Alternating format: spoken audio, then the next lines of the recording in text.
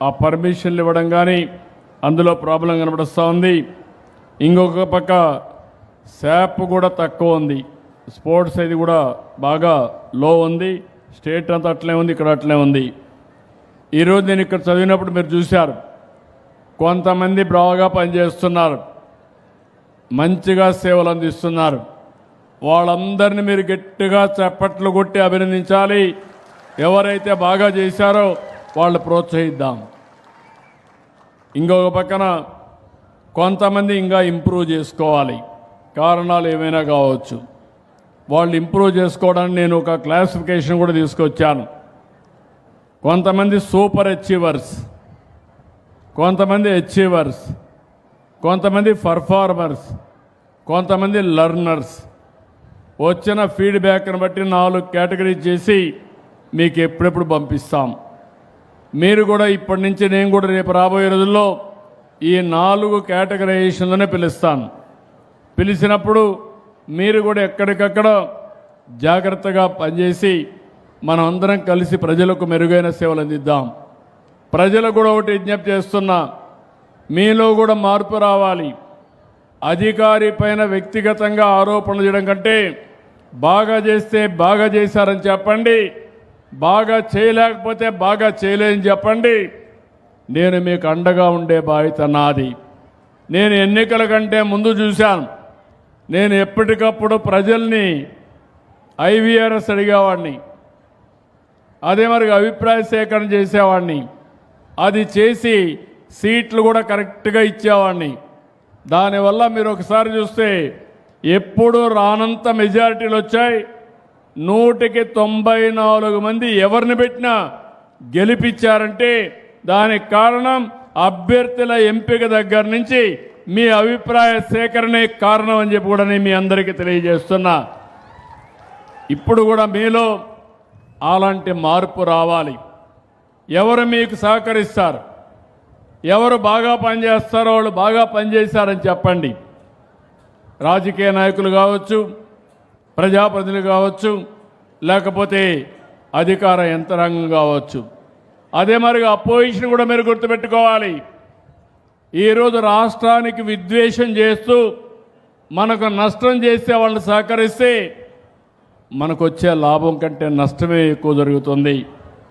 ఈరోజు మీరు చూస్తున్నారు, నేను ఊరూరు తిరిగి ఒక విశ్వాసాన్ని కల్పించి, ఒక నమ్మకాన్ని కల్పించి పెట్టుబడులు తెస్తే బెదిరించే పరిస్థితి. ఇవన్నీ పోవాలి.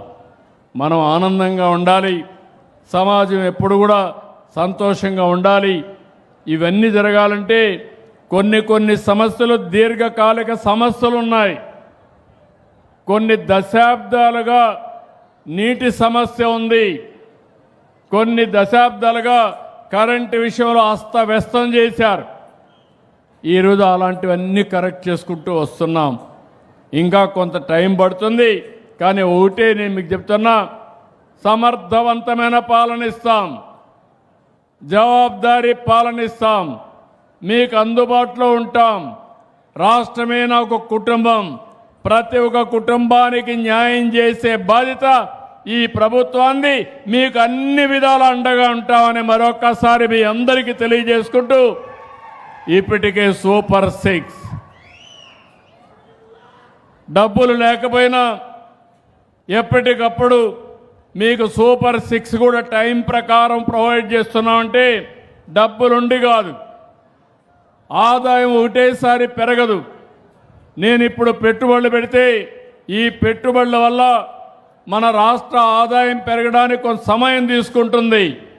అయినా కూడా ఒక పక్క మాట నిలబెట్టుకుంటూ, ఒక పక్క ఎవ్వరికి ఇబ్బంది లేకుండా చేస్తూ, ఒకప్పుడు ఉద్యోగస్తులు కూడా జీతాలు 2 నెలలకు 3 నెలలకు ఇచ్చేవాళ్ళు.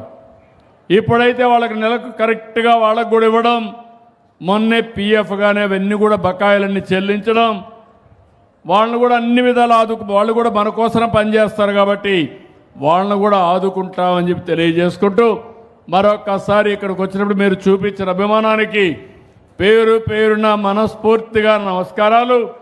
ప్రతి ఒక్కరూ వాడుకోవాల్సింది మన మిత్ర వాట్సాప్ గవర్నెన్స్ని మీరు వాడుకోవాలి. అది వాడుకోండి, మీకు అండగా నేనుంటా.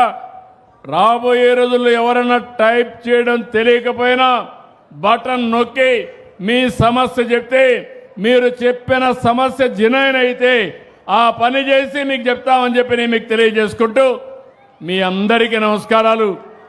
అందరి దగ్గర సెలవు తీసుకుంటున్నా. జై హింద్, జై తెలుగు తల్లి. ఏ ఏ పోలీస్ పోలీస్ ఏ పోలీస్ అతను రమ్మనండి, అతను రమ్మన, ఏ అతను రమ్మనండి, రమ్మను.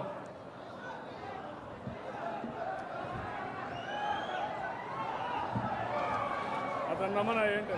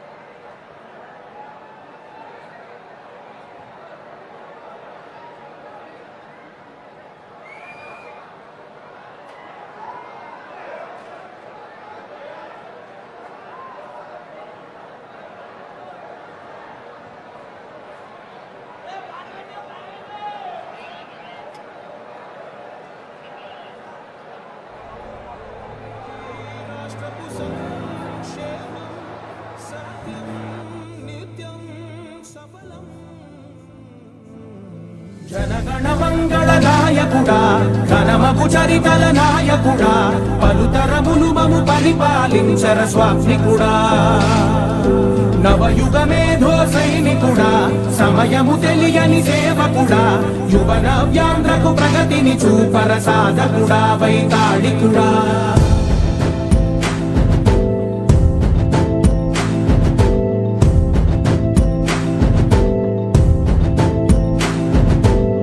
ప్రతి ఇల్లు నిన్నే నిన్నే పిలిచింది, ప్రతి గడప నీకే స్వాగతం.